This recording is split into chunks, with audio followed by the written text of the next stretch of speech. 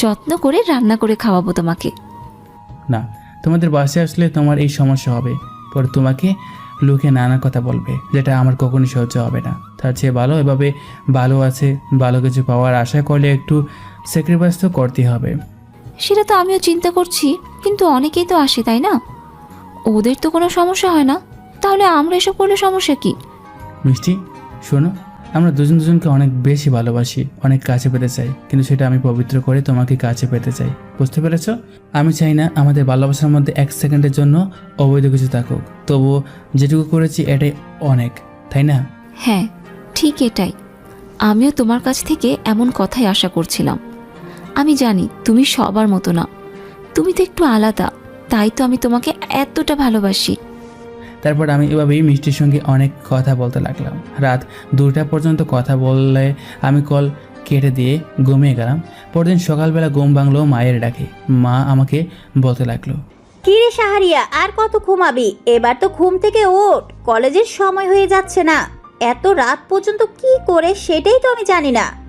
মা তুমি তাড়াতাড়ি করে খাওয়া রেডি করো, আমি ফ্রেশ হয়ে এখনই আসছি টেবিলে। বাবা কি চলে গেছে নাকি? তোর বাবা তো সেই সকালবেলা চলে গেছে। এখন দেখেছিস কয়টা বাজে? সকাল 9:30 বাজে। এখনো কি তোর বাবা তোর জন্য বসে থাকবে নাকি? তারপর আমি তাড়াতাড়ি করে উঠে ফ্রেশ হয়ে নিলাম, আর ফ্রেশ হয়ে রেডি হয়ে খাবার টেবিলে চলে আসলাম। আমি খাবার খেয়ে তাড়াতাড়ি করে কলেজের উদ্দেশ্যে রওনা দিলাম। আমি কলেজে এসে দেখি রনি আর জনি আমাকে রেখেই চলে গেছে, আর রনির সঙ্গে মিষ্টি কথা বলছে। কিন্তু মিষ্টি তো তেমন কারোর সঙ্গে কথা বলতো না, আজকে হঠাৎ রনির সঙ্গে কথা বলছে, কিছুই তো বুঝতে পারছি না। আমাকে দেখে মনে হয় ওরা কথার ধরন পাল্টে দিল। আমি মিষ্টির সঙ্গে আরও কিছু কথা বলে ক্লাসে চলে আসলাম। সবাই মিলে আর ক্লাসে এসে ক্লাস করতে লাগলাম। ক্লাস শেষ করে যেতার মতো বাসায় চলে আসলাম। বাসায় এসে ফ্রেশ হয়ে খাবার খেয়ে নিলাম। তারপর একটু রেস্ট নিয়ে বিকেলবেলা বের হলাম মিষ্টির বাসার সামনে যাব। আমি হাঁটতে হাঁটতে মিষ্টির বাসার সামনে চলে আসলাম। রনি, আমার কিন্তু অনেক ভয় করছে। শাহরিয়ার যদি একবার জানতে পারে তাহলে কি অবস্থা হবে সেটা একবার ভেবে দেখেছো? তোমাকে আমি আমার সব কিছু দিয়েছি, তুমি বিয়ের আগে আমার শরীর চেয়েছো সেটাও দিয়েছি। জান, আমাকে আরেকটু আদর করতে দাও। আর শাহরিয়ার এসব কোনো কিছু জানতে পারবে না, ও তো ছোট লোক, ওর কোনো যোগ্যতা আছে তোমাকে ভালোবাসার? এরকম সুযোগ আরও অনেকবারও দিও। আজকে কিন্তু অনেক মজা হয়েছে। হ্যাঁ, তোমাকেই তো দিব, তুমি ছাড়া আমার কে আছে বলো?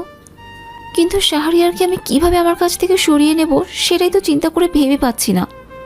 শোনো, শাহরিয়ারের বাবা আমার বাবার কোম্পানিতে চাকরি করে, আর আমার জানা মতে শাহরিয়ার বাবার ব্যাংকে অনেক টাকার লোন আছে, যেটা শোধ করতে করতে জীবন শেষ হয়ে যাবে। আচ্ছা, তুমি সব রাজনীতি কি আর কখনো ছাড়বে না? আমি তোমাকে সব কিছু তো দিয়েছি, তাহলে এবার রাজনীতিটা ছেড়ে দাও। আরে আজকের দিনে যদি রাজনীতি না করি তাহলে কি করব? আমার দরকার অনেক পাওয়ার, যেটা আমি রাজনীতি করে অনেক পেয়েছি।